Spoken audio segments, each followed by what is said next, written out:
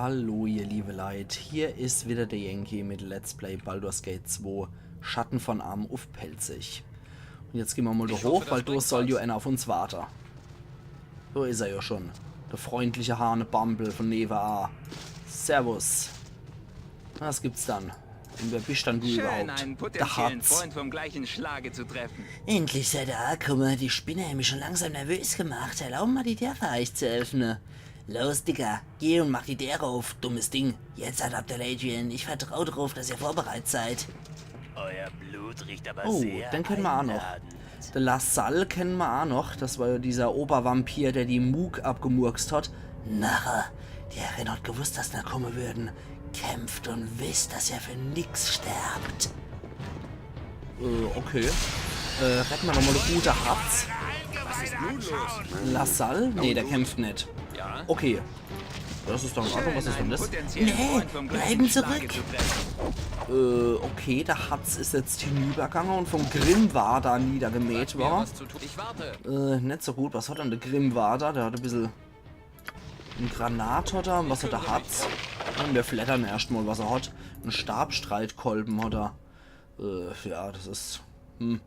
Plus 2 Gammelzeug. Das können wir immer noch teuer verticken wahrscheinlich.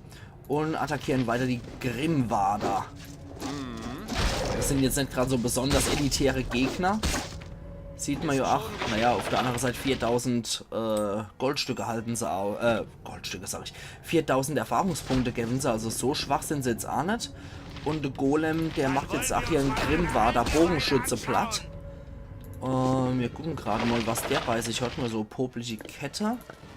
Also wie gesagt, das sind ja eher so schwebende Waffen und Rüstungen, die mit Magie zum Leben erweckt werden. Das ist jetzt nichts besonders Schwieriges. 47 Goldstücke, die sind wir lieber. Und der Golem hat nichts zu sagen. Aber die Idee hat er aufgemacht. Gut. Jetzt müssen wir wohl damit rechnen, dass hier Vampire rumspringen, würde ich sagen. Deswegen schicken wir doch mal Anomen vor. Euer Blut riecht Da aber ist er wieder, der sehr Lassalle. einladend. Aller kommen und rennen neuer Verderben ein. Wagen sie das innerste Heiligtum zu riechen. Ich denk nicht. Okay, der verzieht sich hier rein. Und was haben wir dann da noch? Ganz langsam vorgehen. Der Gellal. Der Gute. Dann kommen wir her, guter Gellal. Ja? Und wir gehen alle auf der gute Gellal drauf. Moment mal. Aber erst einmal will ich, dass Abdel Adrian seine Waffe wechselt. Da ist nämlich der Tagesstern wesentlich praktischer, weil der, wie gesagt, Schaden 3W6. Ah ne, das ist der Sonnenstrahl. ETW 0, minus 4 gegen böse Kreaturen. Das heißt, der hat hier auf jeden Fall eine wesentlich bessere Trefferchance.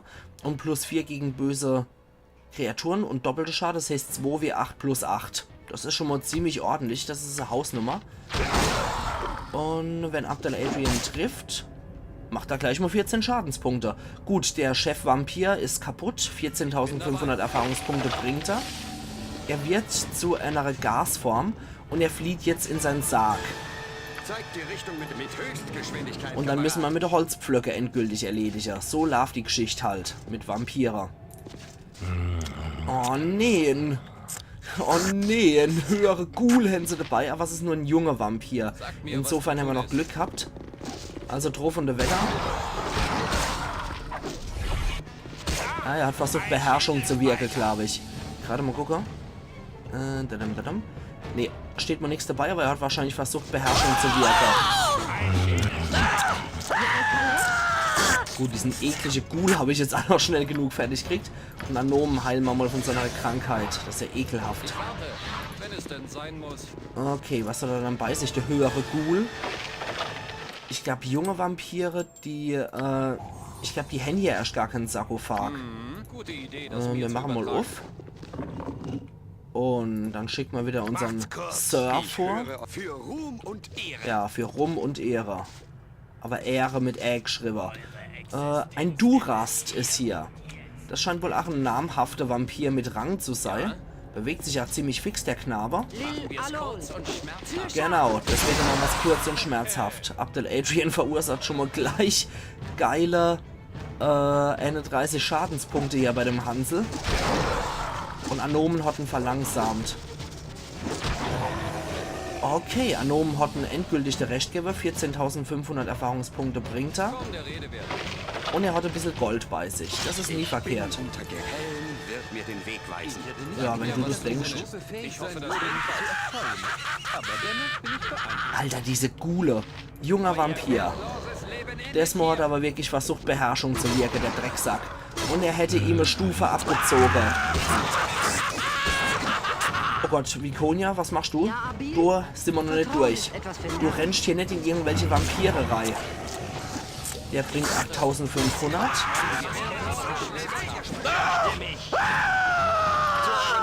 Anomen, heil dich mal selber von deiner Krankheit. Also diese Ghule sind ja echt ekelhaft. Was wollt ihr, Oberwelt? Hoffentlich werde ich wenigstens gut bezahlt. Hier haben wir noch was. Das können wir an Abdel Adrian weiterreichen. Und wir gucken uns jetzt einmal dieses Blutbecken hier an. Das ist auch ziemlich schäbig. Der Tümpel ist offensichtlich mit Blut gefüllt. Wenn das tatsächlich wahr gewollt, kann er hinabsteigen. Autsch, bisschen schade hat's gegeben. 5. Ihr wartet vorsichtig in den Bluttümpel und noch ein bisschen Taschter findet einen Streitkolber am Grund vom Tümpel. Durch das Blut fühlt ihr euch aber unwohl. Das macht dann die Schadenspunkte. Streitkolben der Zerschlagung +1. Der schwere Streitkolben wurde mit einem genau definierten Zweck erschaffen. Untote vernichten. Jedes untote Wesen, das von dieser Waffe getroffen wird, erleidet nicht nur massiven Schaden, sondern läuft auch Gefahr, von der mächtigen Magie des Streitkolbens schlicht und einfach in Fetzen gerissen zu werden. Es gibt Legenden von einer Priesterin, die von einer Priesterin sprechen, die so heilig war, dass sie Vampire vernichten konnte, wenn sie mit einem derartigen Streitkolben auch nur streifte. Bis zum heutigen Tag diskutieren die Theologen darüber, ob die Waffe sie mit heiliger Energie versorgt hat oder sie die Waffe. Ja, denken Sie mal drüber nach. Besondere Fähigkeiten. Untote erleiden 2 bis 12 plus 4 Schaden und müssen einen Rettungswurf -4 gegen Tod bestehen oder sie werden zerstört. Das ist ein ziemlich praktisches Ding und das können wir, glaube ich, auch beim Cromwell aufmotzen. Deswegen machen wir mal diesen Fleischer-Streitkolben endlich weg und geben Vikonia mal dieses Ding, weil das doch schon eine ziemlich geile Waffe ist. Okay, dann gehen wir mal hier rein und schicken nochmal unseren Anomen vor. Und hier wartet ein Lehmgolem und der scheint hier Sarkophage zu bewachen. Das sieht doch nicht schlecht aus. Also Truff auf den Golem. Die eignen sich natürlich perfekt als Gruftwächter, diese Golems. So, jetzt haben wir hier zum Beispiel gar nichts. Hier haben wir ein Schwert und hier haben wir ein Schwert. Und Korgan ist mit Holzpflöcke ausgerüstet. Dann macht er mal, was dir Spaß macht. Nachdem er den Vampir besiegt hat, hat er sich in seinen Sarg zurückgezogen. Wenn ihr über einen Holzpflock verfügt, könnt ihr versuchen, ihn zu töten. Machen wir natürlich. Ihr stoßt den Holzpflock durch das finstere Herz des Vampirs. Diese Kreatur wird sich nie mehr vom Blut anderer Wesen ernähren. 9000 Erfahrungspunkte gibt es dafür. Ach. Und dasselbe hier. So, die Drecksau ist jetzt auf jeden Fall mal hinüber. Irgendwo war etwas, was Abdel Adrian entdeckt hat. Okay. Ja, wir gehen jetzt erstmal gemeinsam hier den Weg runter. Ich glaube, aber ich bin mir nicht so ganz sicher, ob da was lungert. Ich glaube nicht. Nee, hier lungert nichts rum. Hier gibt es aber noch einen zusätzlichen Holzpflock. Den nehmen wir auf jeden Fall mit. Abdel Adrian soll sich doch bitte mal die Truhe hier angucken, dass die irgendwie vermint ist. Scheint aber nicht der Fall zu sein. Da ist noch ein Holzpflock drin und ein Luchsauge und ein paar Goldmünzer. Holzpflöcke, Bonusdinger nehmen wir auf jeden Fall mit, weil wir brauchen auch später im Spielverlauf noch einen Holzpflock. So, jetzt gibt es aber hier noch genug Vampis, die rumrennen. Und die können wir nicht so stehen lassen, weil Vampire pfui pfui. Und da haben sie sich anscheinend immer hier zu ihrem Treffer versammelt, haben sich immer mal wieder ein bisschen Blut reingepetzt. Und zum Schlafen geht's halt in so Dinger. Hier lungert noch ein Vampir rum, der hier in den Sarg reinpasst. Und in der unteren Ebene soll ja auch noch was sein, wie man gehört hat. Richtung mit dem Schwert. Ja, zeig die Richtung mit dem Schwert und ich werde wie ein Mülleimer sprechen. Nun gut. Okay, da ist was. Ein weiblicher Vampir. Ein junger weiblicher Vampir. Oh, scheiße. Plan B muss greifen. Ja, von Frauen lässt er sich natürlich hier betöre hier unseren Sir. Möchte gern Sir. Haben wir dann... Scheiße, haben wir nichts. Ah doch, hier Schutz der Lebenskraftentzug. Corgi. Oh. Sehr gut. Gerade noch so. Alle auf die junge Vampir, wenn möglich. Gut, der ist hinüber. Was gibt's? Corgi Boy, geht er mal mit unserem Anomen ein bisschen weiter weg. Oh nee. Ja, Ach du Lappe-Duttel. Dummer Schlappe-Flicker. Lass dich hier von der Vampirfrau betören. So ein dummer Hund. Und weiter geht's. Komm, jetzt lass dich nicht von einem Anomen schlagen. Okay, der ist wieder auf unserer Seite. Mann, oh Meter. Aber Anomen, du kannst auf jeden Fall schon mal kritische Wunden heilen, auf dich wirke. Und wir sollten nochmal hier an der Stelle speichern, finde ich. Und dann kann unser Sir nochmal vorgehen. Eine Tanova ist hier. Gott sei Dank ist Tanova hier. Aber die scheint wohl eher eine Magierin zu sein. Ich würde sagen, wir lassen die Leute jetzt erstmal ein bisschen vorlatschen. Und dann wollen wir das klassische Furcht bannen, weil Vampire immer mal gern wieder mit Furchtzauber angreifen. Und dann machen wir erstmal Magie durchdringen auf die Alt. Oh, okay. 10.000 Erfahrungspunkte hat sie gebraucht und sie hat noch ein Abbild erschaffen von sich. Das sollten wir auf jeden Fall auch noch platt machen, bevor wir schlapp machen. So, das Abbild ist glücklicherweise einfach nur eine schwächere Version von ihr. Und die kann bei weitem auch nicht so mächtige Zauber wirken. So. Corgi. Wir haben ihn niedergemacht. Geht doch mal bitte dort hier. Und guckt da mal, ob eine Tanova hier im Sarg liegt. Der Vampir ist endgültig tot und der Sarg riecht nach Verwesung. Es gibt hier nichts mehr zu tun. Nee, offensichtlich ist es nicht ihren Sarg. Die Tanova muss wohl woanders sein. Na dann. Den ich aber auch muss sagen. Wir stufen unseren Anomen auf Stufe 18 hoch.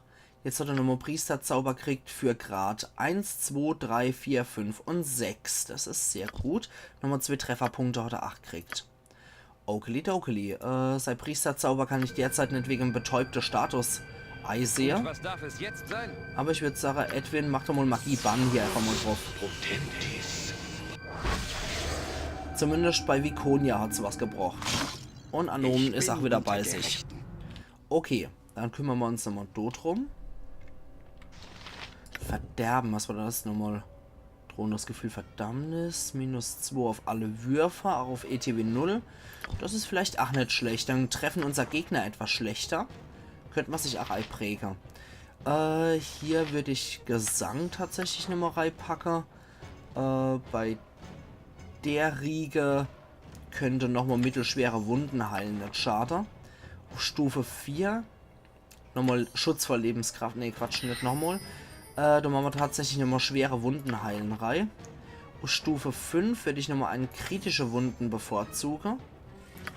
Und auf Stufe 6 Leid, ja, das ist die Umkehr zur Heilung. Aber ich würde eher sagen, wir packen nochmal 2. Heilung mit rein. Okay. Dann schicken wir hier nochmal vor, das Sir. Weil ich glaube, hier lungern auch noch oder 2 Vampire. Der Lassalle ist, glaube ich, erst unter. Aber so sicher bin ich mir doch auch nicht mehr. Oh, was haben wir hier? Ups, Falle zugeschnappt. In dieser fürchterlichen Folterkammer sticht zuerst der blutverkrustete Abfluss der Mitte des Raumes ins Auge. Der Fußboden ist mit grausamen Stacheln überzogen. Offenbar werden die Opfer auf diese Stacheln gedrückt, um hier zu verbluten. Das Blut fließt dann in den Abfluss. Warum es auf diese Weise gesammelt wird, bleibt euch ein Rätsel. Sagt mir, was ich bin dabei. Nicht irgendwelche armen Idioten anheuern können, die die Drecksarbeit für uns erledigen? Wir sind die arme Idiote. Zu euren die Führung. Okay, jetzt gehen wir... Ups, aber wenn hier Falle sind, gehen wir auf jeden Fall mit Abdel Adrian nur an unserer Seite, der das offensichtlich auch nicht entdeckt hat. Aber heil dich mal wieder. Gut, jetzt geht's zu 2 weiter. Wir latschen jetzt nur hier außen rum. Anomen sollte ein bisschen weiter vorne gehen. Das mir zu übertragen. Und hier kommt noch nichts. Noch kein Vampir in Sicht. Nee. Offenbar kein Vampir hier in Sicht. Und auch keine weitere Falle. Na dann ist es wohl so. Warum auch immer diese Falle hier nicht entdeckt werden können. Naja. Sei es drum. Auf euren Befehl hin werde ich Ich vorrücken. würde sagen, ich spendiere nochmal Massenheilung. Dafür, dass es sei verschuldet war, da war genauso gut Heiler. So, dann gehen wir jetzt mal ins innerste Heiligtum, wie es LaSalle genannt hat. Und ihn würde ich eigentlich auch ganz gern fertig machen, um ehrlich zu sein. Deswegen hier runter. Und die dumm. Ah, na, dieses ekelhafte Geräusch schon.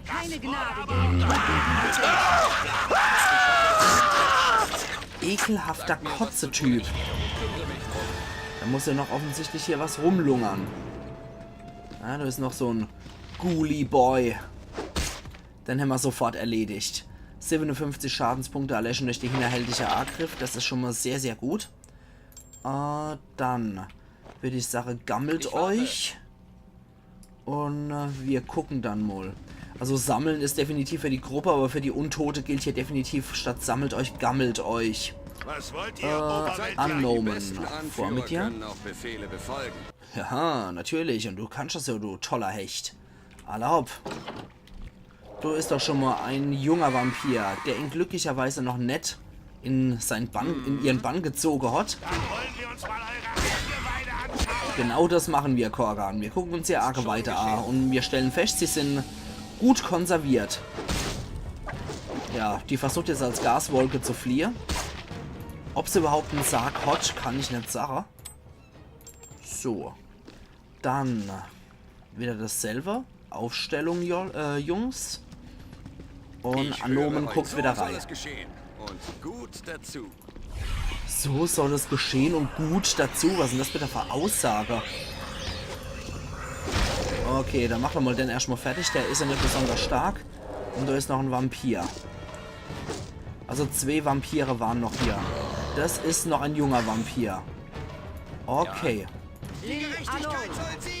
Ah, der wieder mit seinem peinlichen Spruch. Das ist echt so ein Spruch, wie das so eine Heldenfigur für eine 5-jährige Sache wird. Die Gerechtigkeit soll siegen. Na egal, jetzt haben wir auf jeden Fall hier 2 Gaswolke, die hier den Weg verstopfen. Ich bin Anomen, gehen wir wieder vor. Nur Grimm war da noch hier, alles klar. Und jetzt wissen wir auch, wohin das Blut von Ober fließt. Es ist ausgegangen. Okay, du guckst dir das nochmal an. Granat, den nehmen wir gern mit. Und machen jetzt nochmal der Grimmwader Bogenschütze Ich platt. hätte nicht gedacht, dass die Gruppe fähig sein würde, mich zu erfolgen. Aber Und dennoch bin ich beeindruckt. hier haben wir noch was. Ein Heilungselixier. Was ist dann hier noch? Das zentrale Becken ist mit frischem Blut gefüllt, das aus einer unbekannten Quelle ständig nachströmt. Der süßliche Geruch hängt schwer in der Luft. Na, ich kann mir schon vorstellen, woher das kommt. Ich kann mir schon vorstellen, woher das frische Blut kommt. Das ist ziemlich räudig, die Vorstellung. Okay, hier können wir was knacken und entschärfer. Aha, das sind 2 Sachen. Schuppenpanzer der Asche +2. Bei dieser Rüstung wurden statt Metallstreifen Lindwurmschuppen verwendet, die mittels magischem Feuer auf einen Untergrund aus Kettengliedern befestigt wurden. Die Rüstung ist aschgrau und wesentlich flexibler als ein normaler Schienenpanzer. Der Waldläufer Asher Skaken fertigte diese Rüstung an, nachdem er mehrere Lindwürmer getötet hatte, die gerade dabei waren, die Rehe und Elche in der Gegend auszurotten. Rüstungsklasse 2. Nichts Besonderes, aber auch eine schöne Geschichte. Katana +2. Da steht jetzt auch nichts Besonderes dabei.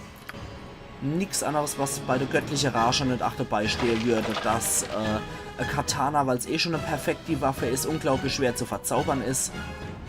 Die Krüge und die sonstigen Gefäße hier enthalten Dinge wie präparierte Herzen und andere Organe. Lecker. Ja, und Gute Idee, das mir zu übertragen. wie gesagt, dass das halt sehr schwierig ist und dass das dann von so einem Priester aus Karatur nur gemacht werden sollte mit einer Schwertweihe, eventuell die Seele von einem Samurai reinstecke und so weiter und so fort. Höchstgeschwindigkeit, Kamerad. So, was haben wir dann hier? Ein Sterblicher. LaSalle mal wieder. Einen Angriff habt ihr überlebt, aber der Kampf ist ja auch noch lang nicht vorbei. Ihr findet mich aber im Raum des Blutes und der Klingen. Das war eine nette Art, sich wegzuteleportieren. Die kannten man bisher auch noch nicht so. Das kleine Schiff scheint eine Art von Gondel zu sein. Leise Summen unbekannter Energie geht von ihm aus. So ist es also. Du ist aber nichts drauf. Okay. Dann war's das erstmal hier. Ich hoffe, das bringt was. Und wir gehen mal wieder raus zum warte. Raum des Blutes und der Klingen. Also, kümmere mich zack und hoch mit uns. Natürlich für böse Gruppe ist es auch schon etwas schwierig, diese gesegnete Waffe zu schwingen. Aber ich würde definitiv sagen, die Gruppe hat doch eigentlich recht passendes Werkzeug gegen Untote parat. Ach, gegen Vampire. Das sind zwar ziemlich starke Untote, muss man nur lassen. Ist schon geschehen. Aber Vampire sind auf jeden Fall nicht unsterblich. Zumindest im Kampf nicht. Was das Alter angeht, sind die selbstverständlich unsterblich. Aber trotzdem, Auf euren für Ruhm und die sind schon machbare Gegner. Stimmt, der Vampir, der Lassalle, kam erst, wenn man hier zu ihm kommt. Und in dem Raum kämpfe ich definitiv nicht gegen den, dann locke ich jetzt schnell wieder zurück zu der Gruppe. Wo ist er dann? Du bist doch irgendwo rumlungern, oder? Da ist er doch. Die Macht des Todes seid ihr nichts. Halt na, ich vermute ich genug vor mir zu stehen. Vielleicht ist Mut nicht genug. Mut, Dummheit, was auch immer mich ans Ziel führt. Naja, komm. Für heute ist es jetzt genug, euer böses Leben zu beenden, ihr Biest. Ihr könnt mich nicht vernichten. Ich bin euch in alle Dinge überlegen. Euer Blut wird die Flure von dem Orte fluten. Ihr seid nicht wert, verspeist zu werden. Für Herrin Bodhi werde ich euch ausweiden. Sie wird Wandbänger aus eurer Sehne und Knochen bekommen. Kommt eurem Ende entgegen. Was war denn das hier? Yo! Okay, also Lassalle ist auf jeden Fall ziemlich schnell, das muss man ihm lassen. Aber Vampire haben sowieso erhöht die Bewegungsrate. So. Na dann, bringen wir es zu Ende, würde ich sagen.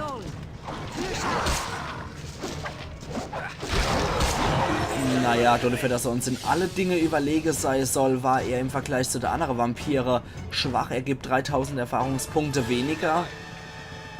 Nur 11.500 und das Geschnetzel gegen Lassalle war ja auch eher, naja, goldig, könnte man sagen. Das war eher goldig. Okay, dann ist Korka noch ein Level aufgestiegen, ist jetzt auf Stufe 16 und somit ein ziemlich brauchbarer Krieger. Die ETW 0 wieder um 1 reduziert. 3 Trefferpunkte kriegt er noch zusätzlich. Er hat jetzt eine normale ETW 0 von -3, das heißt, er trifft auf jeden Fall extremst gut. So, jetzt gehen wir doch mal dort hier. Da lauert nämlich noch was auf uns. Das ist nämlich Lassalles Sarg gewesen. Tanova hat anscheinend irgendwo anders ihren Sarg, wo man hier nicht richtig finden. Deswegen gehen wir doch erstmal rein. Zeigt die Richtung mit dem Lassen Helm, Anomen wird mir den vortreten. Weg weisen. Wenn es denn sein muss. Und Ich höre euch, die besten da Anführer müsste können jemand Befehle sein. befolgen. Okay, dann doch hier nicht bei der Särger. Gut, dann erledigt mal erst noch Lassalle. Gut. So. Gut, Lassalle ist auch hinüber und jetzt erscheint hier jemand. So Sagt mir war's, die genau. Idee, das mir zu übertragen. Okay, gerade mal ins Inventar reingucke, das war Abdel Adrians Holzpflock. Anomen hat auch noch einer. Sehr gut, also 3 haben wir auf jeden Fall noch in Reserve. So, da erscheint jetzt jemand. Es ist Bodhi! Die haben wir das letzte Mal gesehen, als er uns A-Werbe wollt. Und als er gesehen hat, dass man ein Schurke sind, hat sie auch gedacht, no, das ist lieber ein Salat. Ich hatte gehofft, dass es nicht so weit kommen würde, aber ihr seid nicht davon abzubringen, nicht wahr? Das ist ein Job, den ich zu erledigen habe. Euch zu vernichten bringt nur einen Bonus.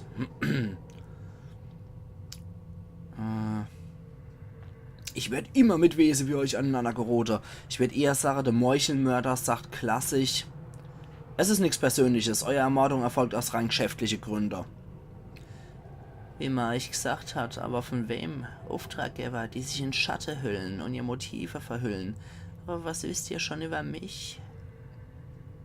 Ihr müsst wissen, dass ich alles, was ihr sagt, jetzt mit große Vorbehalte aufnehmen werde. Oder ich werde alles versuchen, um mich davor abzubringen. Ich werde euch nicht zuhören. Sagt, was ihr wollt, aber es wird nichts ändern. Ihr mögt glauben, was ich sage oder nicht. Ich habe mit ihrer Angelegenheit fast nichts zu schaffen. Ihr scheint euch trotzdem dazu entschlossen zu haben, lästig zu sein. Sagen mir, haben die Schattendiebe mehr getan, als Versprechungen zu machen? Haben sie euch irgendetwas gegeben oder haben sie einfach sichergestellt, dass ihr immer in Reichweite seid? Ich glaube, sie wissen selber nicht, was ihre Ziele sind. Haben sie gesagt, warum sie eure Dienste benötigen? Warum sie Angebote haben, euch zu helfen?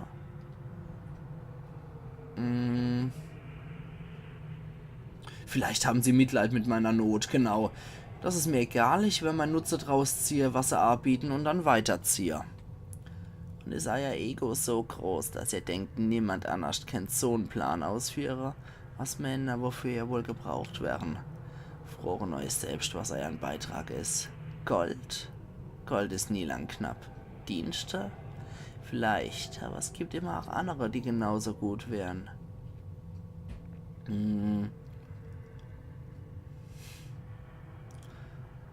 Was schlagt ihr vor, dass ich mich stattdessen euch anschließe? Oh nee, ich bin mir ziemlich sicher, dass das in Gewalt enden wird. Ihr seid so impulsiv für meine Zwecke. Ich habe mich nur gefreut, ob ihr wisst, in welchem Ausmaß ihr benutzt werden. Niemand benutzt mich, die Schattendiebe wissen so viel, wie ich bereit bin, ihnen zu erzählen. Tun sie das wirklich? Seid ihr euch sicher? Was ist, wenn ihr Interesse an euch über einfache Söldnerdienste hinausgeht? Was ist, wenn sie genau wissen, wer ihr seid und was ihr seid? Ihr seht überrascht aus. Ich weiß, was ihr seid, Kind von Baal. Irenikus hat's mir erzählt. Ihr hättet vielleicht noch mehr rausgefunden und euer Macht erweckt, aber die Schattendiebe hätten unabrochen.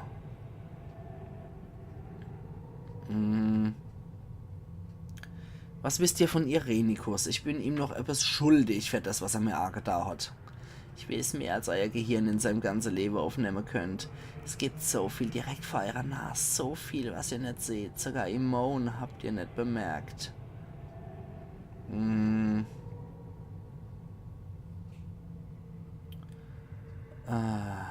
Der Irenikus scheint nicht der Typ zu sein, der irgendjemand nur an sich ranlässt. Warum wart ihr dort? Ich war dort, weil ich es so wollte. Die Pflicht einer jeder gute Schwester. Natürlich sind euch solche Tugenden nicht vertraut, weil die um euch sind, dort drin so schrecklich versagen.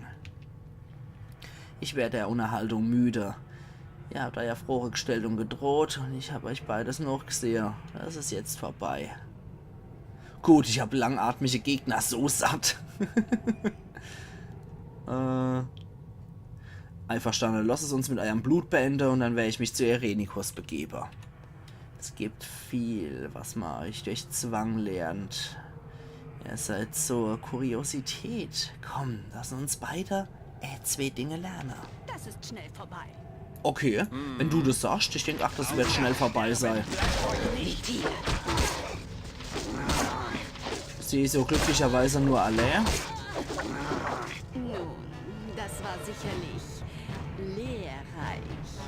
Ich habe genug gesehen und bin vorerst mit euch fertig. Dann kriechen zu eurem Meister zurück, ich werde ihn früh genug sehen. Oh, ich kriech nicht aus Furcht vor eurem Zorn weg. Umhegt, entwickelt und richtet ihn unbedingt aus. Kämpft weiter und sucht euer verlorene Imon. Ich hab gesehen, was ihr sehen wollt.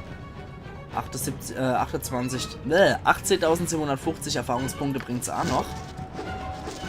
Und Bodhi hat sich in eine Fledermaus verwandelt. Ganz klassisch. Gut, mehr können wir hier nicht mehr machen. Eine Tanova ist uns entkommen und Bodhi ist uns entkommen. Arans Aufgaben, die Unterstützung der Schattendiebe. Das war's dann erstmal soweit. Ihren Dienst ist erledigt, sie ist tot. Nicht tot, sie ist geflohen. Unser Dienst ist erstmal erledigt. Das ist immer noch verschlossen hier. Das nennen sie Zivilisation. Verdammte, verfluchte Menschen. Das ist noch ein Kamir. Wir könnten jetzt noch eine Quest starten. Aber das wäre zu gut für meinen Charakter. Hier unten gibt es noch ein kleines Mädel, was rumweint, weil es allein ist. Und wir könnten dann zu diesem Kamir gehen, zu diesem Kleriker oder zu diesem Paladin. Und der würde sich anbieten, dass er der Vormund von dem kleinen Mädel ist und sie erzieht. Und dass er sich darum kümmert, dass sie nicht im Armenhaus landet, sondern dass er gescheit die Erziehung genießt. Und ja, man könnte das Mädchen sozusagen, könnte dem Mädchen Perspektive geben. Aber das ist für meinen Charakter zu gut und mit Paladinen will ich ja erstmal nichts am Hut haben. Und ich würde sagen, ich gehe jetzt erstmal noch zu Cromwells Haus. Das mag ich in der Episode auf jeden Fall noch erledigen. Und dann gehen wir noch zu der Schattendieberei, aber das machen wir erst in der nächsten Episode. Ich mag jetzt nochmal wegen diesem Streitkolber, den wir hier gefunden haben, mag ich nochmal zu Cromwell reingehen, damit der sich das Ding nochmal anguckt, weil ich glaube, das kann man verbessern, das Teil.